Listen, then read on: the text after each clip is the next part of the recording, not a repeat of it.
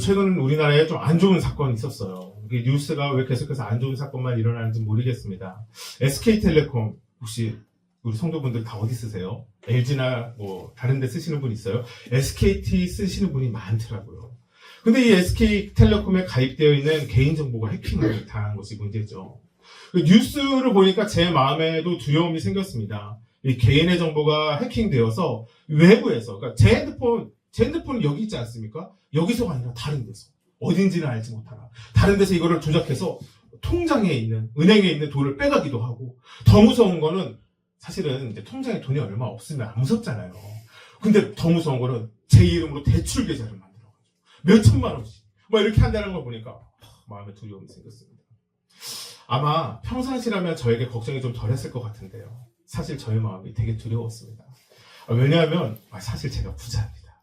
제가 요즘에 통장에 돈이 많거든요. 많은 분들이 이제 건축을 위한 성전 이전을 위해서 헌금을 해줘서 제 통장에 그 어느 때보다 많은 돈이 있습니다. 뭐 얼마라고 말할 수 없지만, 그러니까 제 마음이 불안한 겁니다. 이런 생각도 했습니다. 안 되겠다. 현금으로 인출해서 집에다 쌓아두자. 책상 위에다 올려두자. 그러면 누가 훔쳐가진 않을 테니까.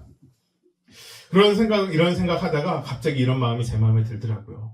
가지고 있는 것이 있으니까 두려운 마음이 생기는구나. 가지고 있는 것이 있으니까. 가진 것이 많게 되면 두려움도 커져가겠구나. 사랑하는 여러분, 세상에는 많이 가진 사람이 성공한 사람, 잘난 사람, 능력 있는 사람이라고 이야기합니다. 여러분, 그런 사람들의 마음은 어떠할까요? 여러분, 근데 하나님이 우리에게 말씀하시는 것은 그렇지 않더라고요. 여러분, 하나님의 길은 세상의 길과 반대가 될 때가 참 많습니다. 여러분, 그리스도인은 가지는 것에 집착하는 사람들이 아니라 나누는 것에 집중하는 사람들이기 때문입니다. 여러분, 우리가 처음에 은혜를 받기 위해서 많이 집착할 때가 있습니다. 말씀도 많이 봐야 되고, 예배도 다 참석해야 되고, 교회에서 부흥회가 있고 특별 새벽 기도회가 있으면 다 가야 하는 것 같지만, 우리가 신앙생활하다 보면 언젠가 깨닫게 되는 것이 있습니다. 은혜는 나 혼자 독점하는 것이 아니라 나누는 것에 중요함이 있구나. 여러분, 오늘 본문 가운데도 정말 우리가 평생 가지려고 집착하는 어떠한 문제가 나옵니다. 제가 그 문제를 알려드릴게요. 바로 돈의 문제입니다. 그런데 초대교회는 이 갖고 싶은 돈, 많은 사람들이 집착하는 이 돈을 어떻게 사용했는가가 나오죠.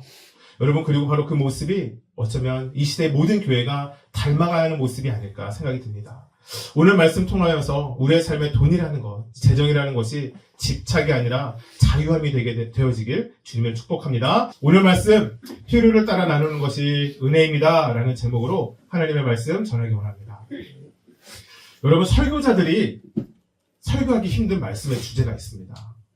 이게 무엇이 있냐면 어린 아이들에게는 어려운 말씀을 좀 전하는 것이 있습니다.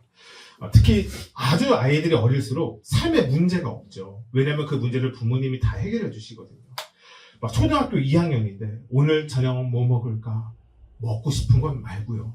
무엇을 먹을까 고민하는 사람 우리나라에는 많지 않습니다. 그러니까 어린 아이들에게 삶의 문제를 이야기하면 좀 어려워합니다. 문제가 없기 때문이죠. 반대로 성인이 되어가도 문제도 있지만 또 어려운 것이 있습니다. 바로 돈에 대한 문제입니다. 차라리 설교의 내용이 어려운 것이 있어. 예언서, 시가서 이런 것들은 설교하기 난해하기 어려운 본문입니다. 하지만 말씀 붙잡고 설교자가 씨름하면 하나님이 응답해 주시는 또 말씀이 있기 때문에 설교자가 잘 전할 수 있어요.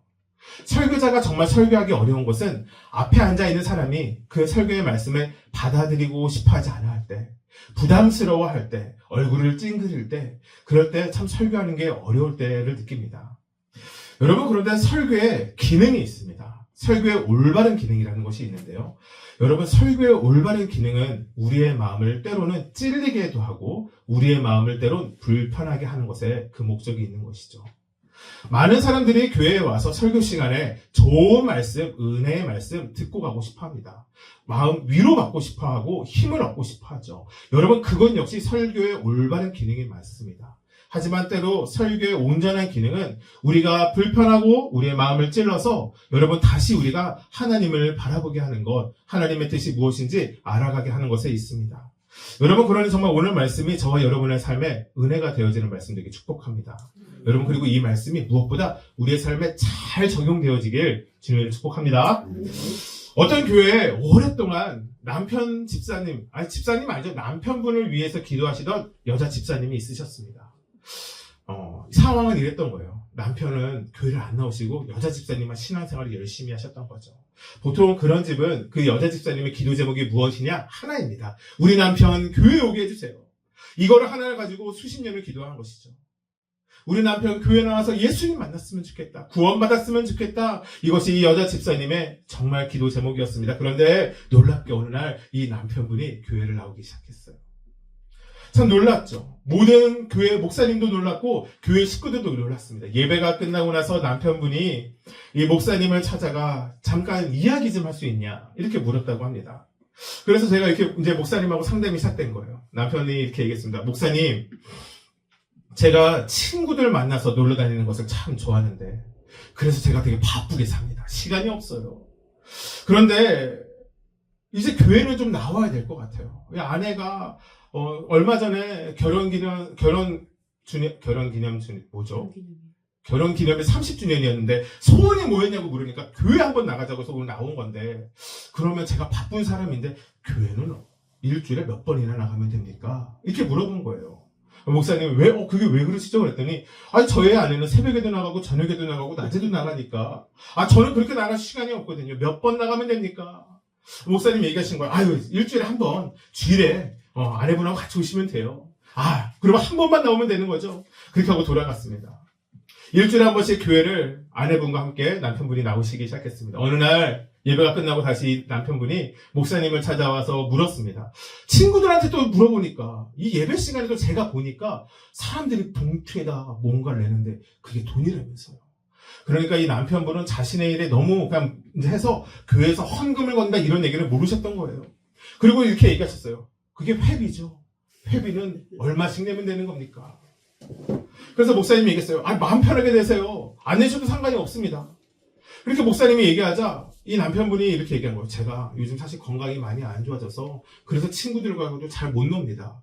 제가 건강이 안 좋아서 담배를 끊으려고 하는데 담배값 정도 이 회비를 내는 건 괜찮을까요? 그렇게 하시죠. 그렇게 담배값에 헌금을 내시며 이분의 신앙생활을 계속 이어나가셨습니다. 시간이 흐르고 교회에서 세례를 한다라는 광고를 듣게 되었는데 이 또 남편분이 목사님을 찾아와서 물었습니다. 친구들이 그러는데 교회를 제대로 다니려면 세례는 받아야 된다고 하던데 저도 세례를 받아야 합니까? 세례 신청하시면 받을 수 있습니다.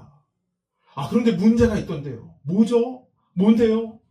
목사님, 세례를 받으면 그때부터는 11조를 내야 된다던데. 이거 11조 내야 합니까? 목사님이 또 얘기하셨어요. 아니요, 11조 마음에 내키지 않으면 내지 않으셔도 됩니다. 헌금은 감사와 기쁨을 하셔야 됩니다. 11조 내고 마음 어려워서 교회 떠나시는 것보다 11조 안 내고 교회 다니시는 게 그게 맞는 일입니다. 그래서 근데 이 남편분이 이렇게 얘기했어요. 제가 이래도 돈을 잘 법니다. 11조는 못 내겠는데 11조가 10분의 1이죠. 20분의 1 내겠습니다. 20분의 1조 내시면서 그러니까 더 작게 낸 거죠. 그렇게 해서 헌금을 하기 시작했습니다. 그전엔 회비를 내다가 헌금을 내기 시작한 거죠. 여러분, 그런데 이렇게 남편분에게 교회 생활을 하다가 은혜가 찾아왔습니다. 여러분 아시죠? 하나님께 가까이 나아가게 되면 하나님을 알게 됩니다. 하나님께 가까이 나아가게 되면 하나님을 믿게 됩니다. 하나님을 가까이 나아가게 되면 하나님을 만나게 되는 것. 여러분, 이것이 하나님이 우리에게 주시는 은혜이죠. 이 집사님이 은혜를 받고 예수님을 인격적으로 만나게 된 것입니다. 예수님을 주로 고백하게 된 것이죠. 그리고 다시 목사님께 찾아와서 다시 물었습니다. 어떻게 저 같은 사람이 구원받을 수 있습니까? 여러분, 사실 이것이 우리의 모습이 되어야 합니다. 여러분, 어떻게 우리가 구원을 받을 수 있습니까? 그 남편분이 얘기를 이어갔습니다. 저같이 악하고 답이 없는 죄인이 어떻게 천국에 들어갈 수 있습니까? 잘못 살아온 길이 수십 년인데. 그리고 이 남편분은 여전히 이렇게 생각했던 거예요. 도대체 그 천국에 들어가는 비용을 어떻게 지불하면 됩니까? 제가 앞으로 교회에서 화장실 청소를 하면 됩니까? 교통봉사를 하면 됩니까? 그런데 그 질문에 목사님이 이렇게 대답하셨어요. 그 전까지는 목사님이 남편분이 물어보시면 자유롭게 하세요. 나름의 답을 이렇게 제시하셨었죠. 근데 이렇게 얘기하는 거예요. 집사님, 지금까지 집사님의 신앙생활에 집사님의 귀한 시간도 내셔야 했고 회비도 내셔야 했고 11조는 아니지만 20분의 1조도 내셨죠. 여러분, 근데 놀랍게 영원히 천국에 살아가는 그 구원의 비용은 내실 필요가 없습니다.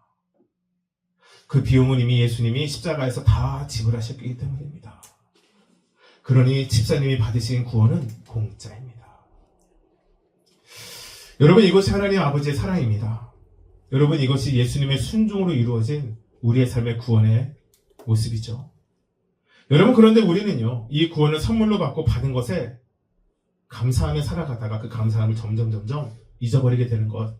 여러분, 이것이 우리의 모습일 때가 있습니다. 그러다 보면 우리가 우리의 눈을 하나님께 두었다 다른 곳을 향하여 두기 시작합니다. 예수님 이렇게 말씀하시더라고요. 내 보물이 있는 곳에 내 마음이 있다. 뭐라고요? 내 보물이 있는 곳. 그곳에 어디 무엇이 있다고요? 내 마음이 있다. 자신에게 가장 가치가 있는 무엇에 우리의 마음이 흘러간다는 것입니다. 실제로 그 위에 집사님의 이야기는 제가 만들어낸 이야기도 아니고 예화도 아니라 실제 있었던 이야기라고 합니다. 제가 전해 들은 이야기입니다. 처음엔 교회를 나가는 것이 시간의 문제였습니다. 마음이 다른 곳에 있었어요. 보물이 다른 곳에 있었기 때문이죠. 시간이 자신에게 교회보다 더 귀했기 때문입니다. 다음에는 작은 회비였습니다. 작은 11조였습니다. 그것이 왜 문제였을까요? 그 남편분에게 보물은 시간이고 돈이고 그 문제가 있었기 때문이죠. 그런데 예수님을 만나게 되다 그 집사님, 이제는 장로님이 되신 그분이 깨달으신 것이 있습니다. 예수 그리스도. 그분이 주신 구원이 세상의 그 무엇보다 귀하다라는 것. 여러분, 그것이 여러분 이 장로님의 믿음의 고백이고 여러분 동일하게도 우리의 믿음의 고백임을 믿으시길 주님을 축복합니다. 사랑하는 여러분, 저는 신앙생활에서 정말 중요한 것이 있다고 생각하는데요. 바로 우리는 얼마나 하나님을 사랑하는가입니다. 여러분, 교회 생활을 열심을 내는가를 물어보는 것이 아닙니다. 내가 하나님을 얼마나 사랑하는가. 그렇기에 그 사랑으로 오신 예수님을 또 우리는 얼마나 사랑하는가. 그렇기에 예수님이 핏값으로 지으신 이 교회를 우리는 얼마나 사랑하는가. 여러분, 우리가 정말로 하나님을 사랑한다면 여러분, 우리가 예수님을 사랑하는 것이 당연합니다. 예수님을 사랑한다면 여러분, 교회를 사랑하는 것이 당연하게 됩니다. 여러분, 그래서 우리가 때로는 이 믿음을 한번 점검해 보아야 합니다. 내 눈에 우리의 보물에 가 있다면, 내 마음, 내 보물에 가 있다면 여러분, 그것은 어쩌면 잘못된 신앙, 옳지 않은 길로 걸어가는 것일 수 있기 때문이죠. 여러분, 그렇습니다. 은혜를 받은 하나님의 자녀라면 세상에 집착하는 것이 아니라 세상의 무엇을 꽉 쥐려고 노력하는 것이 아니라 여러분, 눈을 다시 하나님께로 돌리는 것. 그래서 움킨 손을 다시 펴서 다른 사람에게 향해야 하는 것. 여러분, 이것이 정말 하나님을 사랑하는 사람의 모습일 것입니다. 사도행전 계속해서 말씀을 나누고 있는데 벌써 13번째 말씀이더라고요. 제가 사도행전을 3번 정도에 나누어서 설교를 하려고 합니다. 그래서 앞으로 지금 했던 것만큼 사도행전을 더 하게 되면 아마 다른 책을 좀 볼까 합니다. 여러분, 우리가 참 좋은 게 있는데요. 사람은 자주 잊어버린다는 것이죠. 유튜브 들어오셔서 지난 말씀 기억나지 않으면 한 번씩 들으시면 참 좋습니다. 여러분, 초대교회에 일어난 역사가 참 놀라웠습니다. 오순절날 여러분, 예수님을 사랑하던 120명의 제자들이 성령을 받게 되죠. 그날 어떤 일이 일어납니까? 그들이 성령 받고 끝납니까? 아닙니다. 베드로의 설교 가운데 3,000명이 예수님을 믿게 됩니다. 여러분, 이것으로 끝나지 않았습니다. 성전 미문에 나면서부터 안진뱅이였던 그 거린을 일으켰었을 때, 다시 베드로의 복음이 전해졌을 때 5,000명의 남자들이 예수님을 믿고 자신의 죄를 고백하고 회개하게 됩니다. 여러분, 이때 당시 그렇게 대략 10,000명 정도의 사람들이 빠른 시간 안에 예수님을 믿게 됐어요. 여러분, 당시 예루살렘, 예수님이 사셨던 때 예루살렘에 살았던 사람들의 숫자를 성경학자들은 10만 명 정도라고 합니다. 100만 명, 1000만 명의 대도시가 아니었어요. 10만 명. 근데 10,000명, 10분의 1 정도의 수치가 정말로 한 달 정도의 시간 안에 다 예수님을 만나게 된 것이죠. 여러분, 놀라운 일입니다. 예루살렘 안에 예수를 주로 고백하는 교회 공동체가 탄생하게 된 것입니다. 여러분, 이렇게 많은 사람들이 모이게 된 것도 참 놀라운 일이지만 사실은 더 놀라운 문제가 있습니다. 이렇게 많은 사람들이 갑자기 모이기 시작했는데 이들 모두 현실에 닥친 삶의 문제를 문제로 여기지 않는 것입니다. 여러분, 놀랍지 않습니까? 무엇이라고요? 10만 명의 사람 중에 10,000명, 정말 큰 무리의 수들이 모여서 문제가 생겨나기 시작했는데 그들이 그것을 문제로 보지 않았다는 것이죠. 그러니 정말 그들의 삶의 고백은 이것이었을 겁니다. 눈앞의 문제보다 크신 하나님. 이것이 그들의 삶의 고백이었을 거예요. 정말로 우리의 삶의 문제를 해결하실 능력이 있는 하나님과 동행하는 삶. 이것이 단순하게 많은 사람들이 모였다 함보다 더 놀라운 은혜였습니다. 지난주 말씀의 일부분인데요. 복음을 전하던 베드로와 요한이요, 감옥에 갇히게 됩니다. 이유는 복음을 전했기 때문입니다. 예수를 전했기 때문이죠. 그래서 매도 맞고 감옥에도 갇히고 재판도 받습니다. 그들이 마지막에 이들을 풀어주면서 얘기합니다. 절대로 예수님을 전하지 마라. 예수의 이름에 대해서 나누지 마라, 말하지 말라 협박했지만 그들은 멈추지 않고 돌아가서 다시 한번 예수를 전하기 시작합니다. 여러분, 그것은 어떻게 가능할까요? 여러분, 성경은 하나의 이유를, 하나의 정답을 댑니다. 성령이 충만했기 때문입니다. 여러분, 아멘이십니까? 여러분, 성령이 충만하여져서 우리가 얻게 되어지는 능력이 있습니다. 저는 그 중에 하나가 우리의 삶에 불가능한 것이 가능케 되어지는 역사라고 생각합니다. 나는 평생 그렇게 살지 않았는데, 나는 평생 그것을 해본 적이 없는데, 내가 어떻게 예수님을 전해? 내가 어떻게 앞에서 찬양을 해? 내가 어떻게? 여러분, 성령이 정말 충만해지면요, 내가 어떻게가 사라집니다. 왜냐하면 나를 통해서 역사하시는 하나님을 온전하게 신뢰하게 되기 때문이죠. 여러분, 베드로가 그랬습니다. 여러분, 베드로가 세상의 권력이 무서웠던 사람입니다. 그래서 도망갔습니다. 예수님을 온전하게 사랑하지 못했던 사람입니다. 그래서 예수님을 배신했었죠. 그에게는 실패감도 좌절감도 두려움도 있었습니다. 근데 그가 성령을 받게 되자 그의 마음에 무엇이 기억이 납니까? 예수님이 자신에게 하셨던 말씀, 장차 반석이 되리라. 너가 넘어진 후에야 내 형제를 굳건하게 하리라. 여러분, 이것이 베드로에게 소망의 말씀이 되었던 것이죠. 여러분, 그렇게 예수님의 말씀대로 교회는 세워져 가기 시작했습니다. 지난주 설교 제목이 여러분 기억나세요? 그래도 여기 앞에 앉은 어린이들이 머리가 한참 좋을 텐데 기억 안 나요? 그래요. 기억이 안 나는 게 은혜예요. 기억이 나는 것도 은혜인데 기억이 안 나는 게 더 큰 은혜예요. 제가 살아가니까 그렇더라고요. 지난주 설교 제목이 이것입니다. 삶의 문제를 만났을 때. 제가 그때 이렇게 얘기했어요. 그 삶의 문제가 지나가면 더 큰 문제가 찾아온다. 문제가 지나가면 더 작은 문제도 찾아온다. 여러분, 문제는 끝이지 않습니다. 여러분, 그리스도인의 길은 문제가 없어지는 삶이 아니라 문제를 어떻게 이겨내는가에 대한 삶이기 때문이죠. 초대교회의 새로운 어려움이 다시 찾아오게 됩니다. 바로 현실의 어려움, 돈이라는 문제의 어려움이었습니다. 여러분, 우리가 계속해서 사도행전 말씀을 보면서 이런 생각 해보신 분 계시나요? 지금 이 초대교회에 10,000명 가까운 사람들이 모였는데 이 사람은 어디에 사는 어떤 사람들이었을까? 생각해 보시지 않았어요? 어디에 사는 어떤 사람들이었을까요? 어디는 지역을 이야기합니다. 어떤은 형편을 이야기하는 것입니다. 예를 들어 볼게요. 이런 것이죠. 서울에 사는 의사 선생님, 어디에 사는 어떤 사람을 이야기합니다. 서울에 사는 초등학교 아이들을 둔 여자 교사, 여자 학교 선생님, 이것이 어떠한 일일 것입니다. 뭐 이런 것일 수도 있죠. 좀 멀리 사시네요. 이번엔 용인에 사는 택배 아저씨, 결혼은 안 하신. 뭐 이럴 수도 있죠. 수원에 사는 취업 준비 중인 여자 청년. 여러분, 이것이 교회에 어디에 사는 사람들이 모이는가에 대한 문제인데요. 이 사도행전 10,000명의 사람들이 모이기 시작했는데 남자들이 많았겠죠. 또 여자들도 더 많았을 겁니다. 여러분, 이들은 어디였을까요? 사실은 제가 말하는 것에 정답을 내릴 수 없습니다. 왜냐하면 어디에 어떤 이것이 중요한 것이 아니라 모든 사람들, 예수님을 믿게 된 모든 사람들이 교회로 모이기 시작했기 때문입니다. 여러분, 잘 들으셔야 돼요. 되게 중요한 부분입니다. 여러분, 교회로 모이는 사람들은요, 어디에 사는 어떤 사람들이 아니라 하나님의 부르심을 받은 사람들입니다. 여러분, 아멘이십니까? 여러분, 되게 중요한 진리입니다. 저희 교회 아직 모이는 인원이 적습니다. 적어요. 그런데 오늘부터 제 처조카가 저희 교회에서 함께 예배드리기 시작했습니다. 사실 저도 묻고 싶습니다. 넌 여기 오늘 왜 오니? 가슴속에서 대답해. 너는 오늘 여기 왜 오니? 제가 아내한테도 여러 번 물어봤습니다. 도대체 왜 나온대? 왜냐면 이 아이가 어디에 교회를 다녔냐면 서울에 있는 온누리 교회를 다니고 있었습니다. 아시죠? 이름 들어보셨죠? 여러분, 온누리 교회는 좋은 교회입니다. 크고 저도 그곳에서 사역을 경험했지만 아이들이 다니기에 진짜 좋은 교회입니다. 왜냐하면 교회에 많은 것이 미래의 중요성을 알고 많이 투자하거든요. 그러니 사실은 이 조카를 사랑하는 마음엔 그냥 온누리 교회 다니는 게 좋을 것 같다라고 생각하는 그 마음이 저에게 있습니다. 여러분, 제가 그렇게 생각했는데요. 제가 말씀을 묵상하다 보니까 제가 하나님의 뜻이 참 무엇인지 모르는 사역자이구나라는 걸 깨닫게 됐습니다.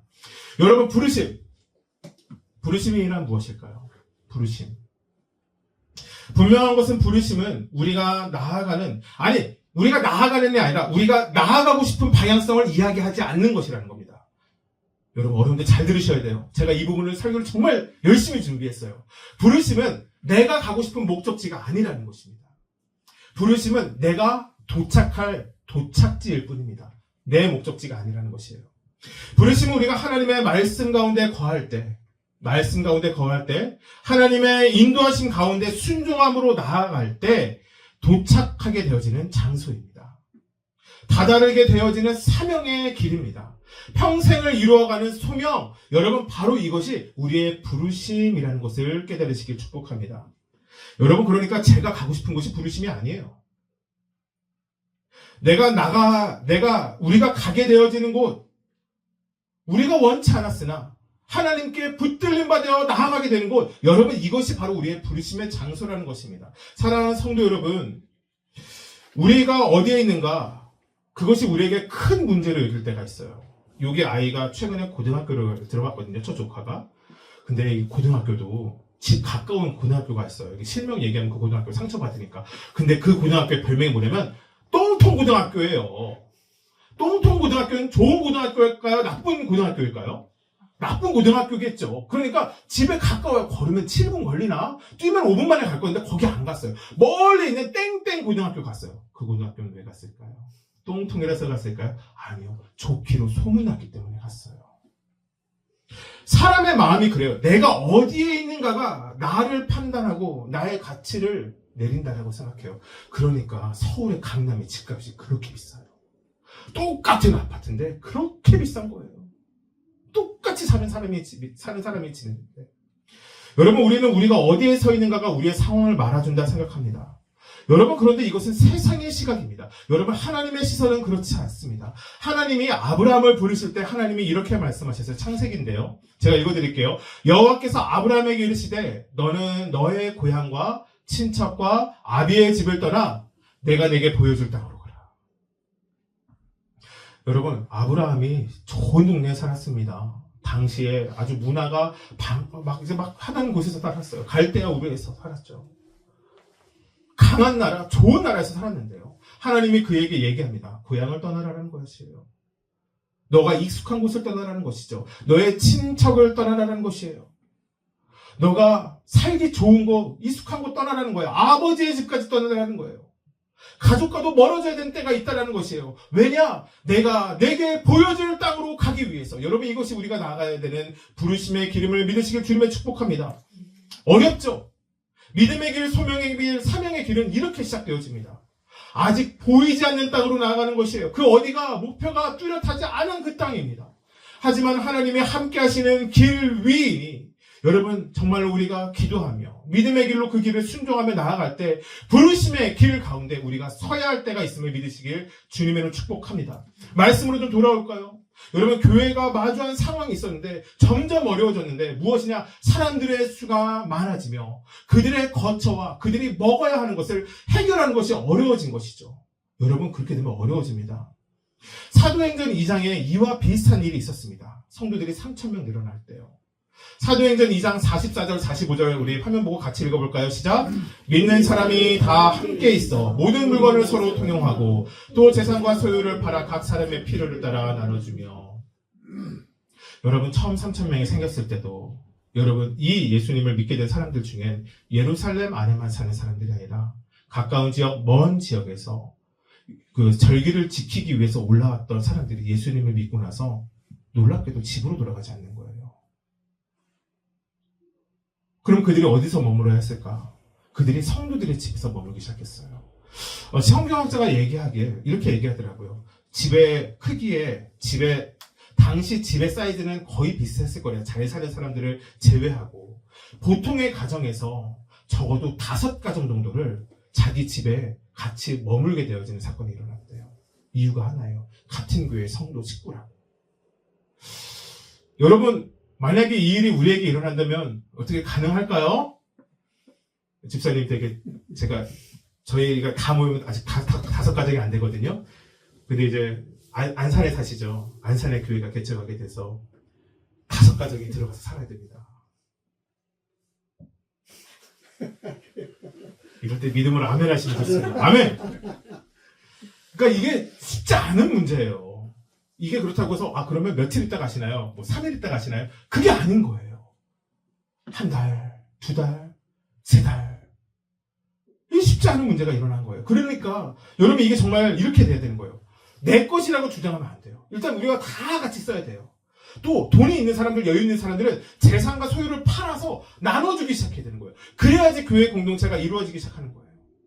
그런데 이 시간이 계속 흘러가면서 다시 한번 더 큰 결단을 해야 됐어요. 이젠 재산과 소유를 팔아서 문제가 해결이 안 돼요. 땅까지 팔아야 돼요. 중요한 가치를 팔아야 돼요. 여러분, 그런데 이게 참 놀라운 은혜인 것이 있는데 바로 32절 한번 읽어볼까요? 시작. 믿는 무리가 한 마음과 한 뜻이 되어. 한 번 더 여기 읽어볼까요? 시작. 믿는 무리가 한 마음과 한 뜻이 되어 모든 물건을 서로 통용하고 자기 재물을 조금이라도 자기 것이라 하는 이가 하나도 없더라. 여러분, 믿는 무리라 하면요, 잘 믿는 몇 사람을 이야기하지 않습니다.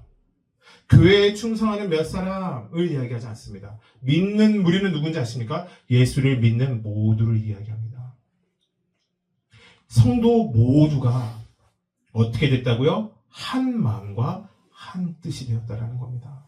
조금 더 읽어봅시다. 33절에서 35절 시작. 사도들이 큰 권능으로 주 예수의 부활을 증언하니 무리가 큰 은혜를 받아 그 중에 가난한 사람이 없으니 이는 밭과 집 있는 자는 팔아 그 판 것에 값을 가져다가 사도들의 발 앞에 두매 그들이 각 사람의 필요를 따라 나누어 줍니다.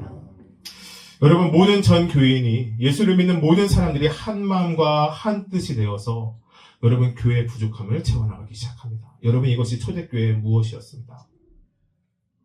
이것이 초대교회의 은혜였습니다. 여러분, 무엇이 채워진 겁니까? 사실 제가 이 말씀을 보면서 이런 생각이 들었습니다. 여러분, 부족한 곳에 돈이 채워진 것이 아니더라고요. 부족한 곳에 나눔이 채워지기 시작한 겁니다. 자신의 것이라 여기지 않고 모두의 것이라 생각하는 것, 자신의 원함으로 남을 돕는 것이 아니라 다른 이들의 필요에 따라 나누어 주는 것, 여러분, 이것이 은혜를 받은 성도들의 모습입니다. 나눔이란 무엇일까요? 여러분, 나눈 것. 여러분, 세상의 의미는 나눔은 하나를 나누어 2개로 만들다입니다. 하나의 물대를 나누는 거예요. 자르는 거죠. 그러면 어떻게 돼요? 2개가 됩니다. 작아지겠죠. 여러분, 그런데 교회의 나눔은 그렇지 않더라고요. 하나님의 나눔의 법은 이렇지 않더라고요. 하나를 나누어 작아지는 것이 아니라 하나를 나누어 더 큰 하나로 다른 이들의 부족함을 채워가기 시작하는 것, 여러분, 이것이 하나님의 나눔임을 믿으시길 주님의 축복합니다. 여러분, 그렇습니다. 여러분, 그리스도의 나눔은요, 선한 행동에서 끝나는 것이 아닙니다. 선한 행동이요. 여러분, 그리스도의 나눔은 이 세상을 하나님의 나라로 세워가는 하나님의 방법임을 믿으시길 축복합니다. 출애굽한 이스라엘 백성들이 이집트를 빠져나올 때 성경에 기록된 것으로 보면요, 금부치 같은 이런 것들을 좀 주인들에게 가지고 나왔어요. 그 다음에 먹을 것을 좀 챙겨 나왔습니다. 여러분, 당장 이사 가고 우리나라가 정말 예전에 북한에서 쳐들어왔을 때 이제 피난 가잖아요.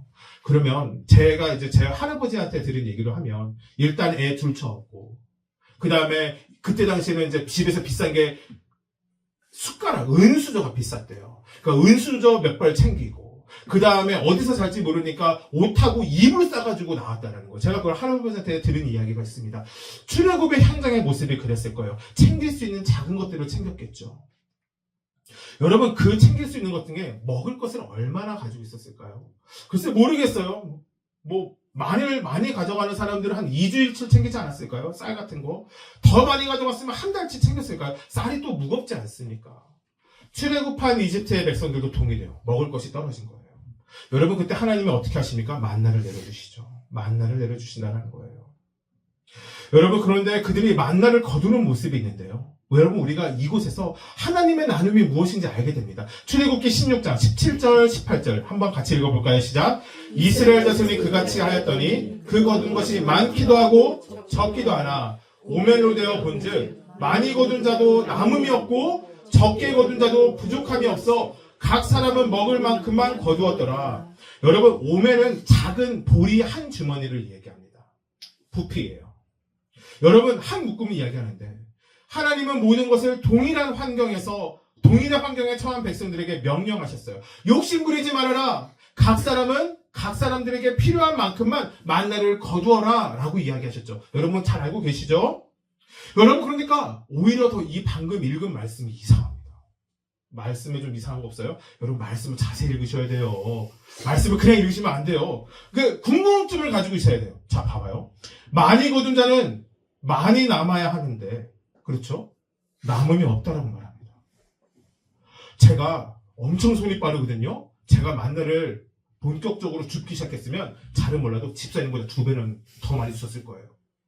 이만큼 주셨겠죠. 근데 먹는 것은 한계가 있으니까 어떻게 돼야 돼요? 남음이 있어야 돼요. 다 못 먹을 거거든요. 근데 남음이 없다라는 거예요. 더 이상한 게 있어요. 적게 거두었으면 적어야 하는데 성경은 무엇이라고 얘기하니까 부족함이 없다라고 얘기합니다. 허리가 아파 보셨나요? 집사님 혹시 허리 안 아프시나요? 제가 다리 도하고 한번 밟아가지고 다리가 다치지 않았나요? 제가 그 얘기를 들은 것 같아가지고. 제가 최근에 목공소에서 일하고 있어요. 혹시 들으셨나요? 제가 목공소에서 일을 하거든요. 최근에 3주 동안 처음에 3주에 일을 할 때 너무 힘든 거예요. 정말 밤에 팔이 저려서 태어나서 잠을 깨는 경우는 처음 해봤었어요. 그러니까 뭔가를 줍고 하는 게 힘들었었어요. 출애굽을 하는 과정에 하나님이 그 백성들에게 건강을 허락하신 문제는 아니었어요. 옷이 헤어지지 않고 신발이 닳진 않았지만 여러분, 그들이 아픈 사람이 있었을 거라고. 만약 허리가 아픈 사람, 팔과 어깨가 아픈 사람, 다른 아픈 사람이 있었다면 해 뜨기 전에 잠깐 있는 만나 먹을 것만큼, 자신이 취할 것만큼 못 취했을 겁니다. 근데 어떻게 된 것이에요? 옆에 많이 거둔 사람이 자신이 거둔 것을 많이 거두지 못하는 사람에게 나눠주는 일이 일어나는 것이에요. 그들이 같이 거두어 같이 노력했지만 적은 곳에, 필요가 필요한 곳에, 결여가 되어 있는 곳에 자신의 것을 흐리기 시작한 것. 여러분, 이것이 하나님 안에서 올바른 나눔의 방식이라는 것입니다. 34절, 35절 우리 같이 한번 읽어볼까요? 시작. 그 중에 가난한 사람이 없으니 이는 밥과 집 있는 사람은 팔아 그 판 것의 값을 가져다가 그들이 각 사람의 필요를 따라 나누어주며. 여러분, 여기서 중요한 것이 이겁니다. 그들이 각 사람의 필요를 따라 나누어 주었다. 하나님 안에서의 나눔은 자신의 남는 것을 다른 이에게 전해주는 것이 아닙니다. 각 사람의 필요에 따라 나눠주는 것, 그것이 하나님의 사람들이 세상을 살아가는 원리이고 하나님의 백성이 세상을 섬기는 방법입니다. 제가 아는 목사님이 해주신 이야기인데요. 한 20년 전 이야기입니다. 그 목사님이 미국에서 공부를 하고 계셨었을 때, 그러니까 아직 세상에 중요한 건 스마트폰이 없었던 때, 목사님의 친구분이 미국에서 같이 사역을 하셨는데요. 그분이 결혼을 하고 나시고 그 목사님, 제가 아는 목사님의 친구 목사님이죠. 그분의 마음에 아이는 하나님이 주는 대로 낳아야 한다는 마음이 계셨대요. 그래서 결혼한 지 9년 차 때 아이가 6명이라고 했습니다. 아이를 계속 낳으시는 거예요. 근데 그것으로 모자라서 아이를 3명을 더 입양을 했다고 하십니다. 아이가 9명이 된 거예요. 근데 이 목사님에게 꿈이 있었습니다. 나는 우리 아이들로 축구를 했으면 좋겠다. 그래서 한 명만 더 입양하자. 이런 마음을 갖고 있었을 때였어요. 근데 중요한 건 아이들이 커져간다는 거죠. 그러니까 큰 차를 몰고 다녔었는데 그 차도 그렇게 오래된 차가 아니라 새 차였는데 그 차로는 아이들을 태우고 움직일 수가 없게 된 것이에요. 그래서 교회 성도분들이 돈을 모아서 이 목사님에게 큰 차를 선물해 주시게 된 거죠. 너무 감사했죠. 근데 이 감사함의 시간을 누릴 때 이 목사님의 마음에 이 마음이 들어온 거예요. 내가 너의 삶을 채운다. 너 그것을 믿느냐? 하나님 믿습니다. 하나님 성도들을 통해서 이 차를 주신 거 정말 감사합니다. 근데 그 다음에 이렇게 얘기하신 거예요. 하나님이 너도 다른 사람의 삶을 채워라. 그러고 나서 보니까 사실은 이 한 대 남은 그 차를 어떻게 해야 하나 고민하고 있었대요. 그 차가 아까도 얘기했지만 오래된 차가 아니라서 팔면 꽤 비싼 값을 받을 수 있었는데, 그런데 이 차를 벌어보니까 이 차가 괜찮은 거예요. 그래서 팔려고 그랬었거든요. 근데 하나님의 그 마음이 들어오자 이렇게 된 거예요. 아, 이 차를 다른 사람에게 주자. 나도 새 차를 얻었으니 이 새 차와 비슷한 차를 다른 사람에게 주어야겠다. 여러분, 그래서 지역 신문에다 광고를 올렸습니다. 공짜로 차를 드립니다. 여러분, 우리나라에 유명한 말이 있습니다. 우리나라 사람은 공짜면 무엇을 마십니까?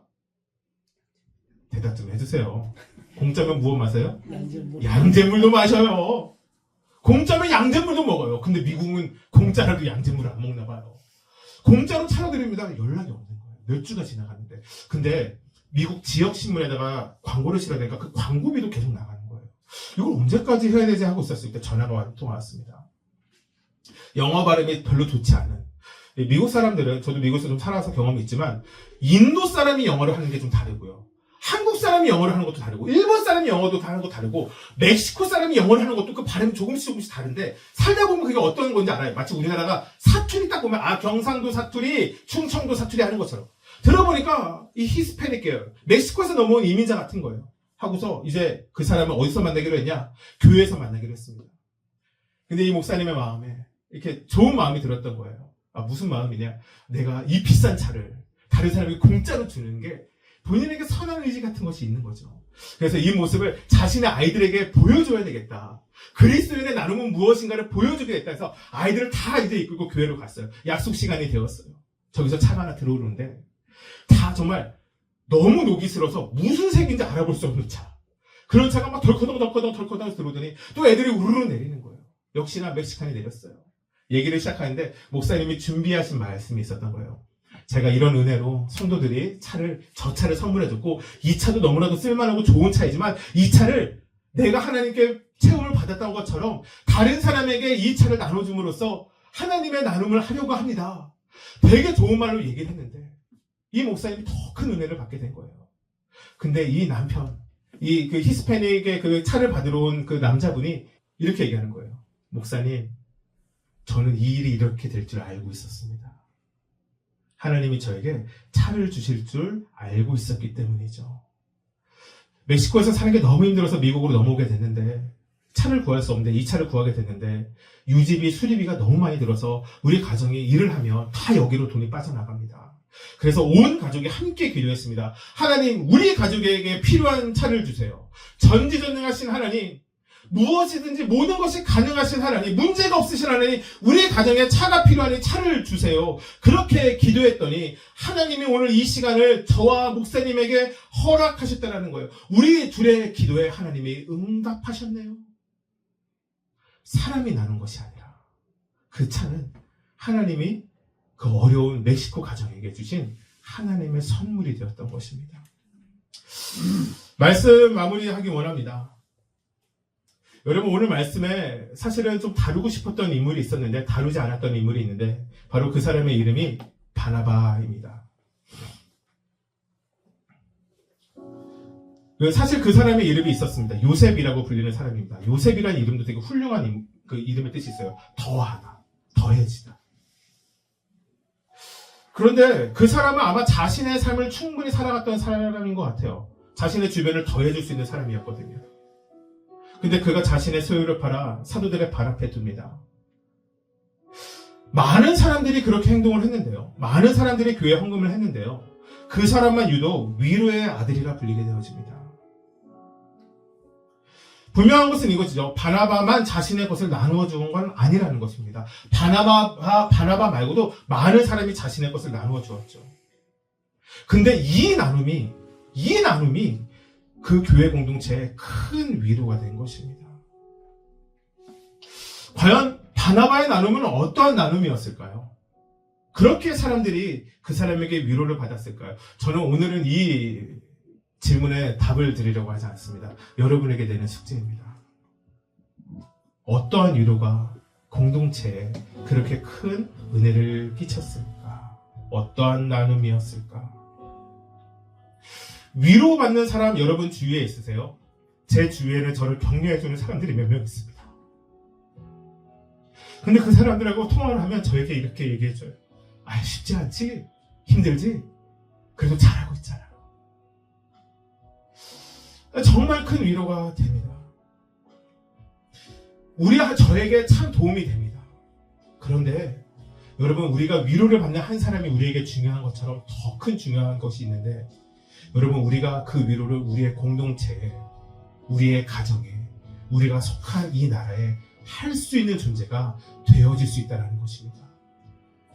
여러분, 우리 한 사람만 위로를 받는 삶, 한 사람에게만 위로가 전해지는 삶, 여러분, 그것으로 만족하는 삶 사시지 않게 되길 주님의 축복합니다. 여러분, 교회를 위하여, 지역을 위하여, 나라를 위하여 여러분, 우리의 위로가 더 풍성하게 흘러가기를 축복합니다. 제가 아까 얘기했지만 부활절 구제 헌금이 사용되어졌습니다. 이번에 목사연수 받을 때 동기 목사님, 선교사님들이죠. 같이 식사하고 찬양을 섬겼던 선교사님. 3일의 시간, 작은 시간이었지만 교제를 했지만 제가 그 선교사님들에게 한편으로 정말 부끄러운 것이 있었습니다. 무엇이냐면 진짜 그 현지에 나가서 사역하시는 선교사님들은 한 영혼이 천하보다 귀하다를 자신의 삶에 거쳐서 하는 거예요. 제가 이 이야기를 들었어요. 50가정도 살지 않는 그곳에 이제 2가정이 예수님을 믿게 됐대요. 8년 걸렸대요. 일주일에 한 번은 안 돼서 2주일에 한 번씩 하루 종일 방문했대요. 별것 안 한대요. 그 섬이 그렇게 전기도 없는 섬이래요. 할 수 있는 것도 없대요. 8년 내내 한 섬을 방문해서 이제 2가정이 예수님을 믿게 됐대요. 안타까운 얘기를 들었습니다. 교회가 그걸 싫어한다는 거예요. 그 선교사님을 후원하는 교회가 이걸 싫어한다는 거예요. 교회는 결과물이 있으면 좋겠거든요. 그래서 교회가 그 선교사님한테 요청했대요. 선교하시는 지역을 좀 바꾸시죠. 큰 섬으로 가시죠.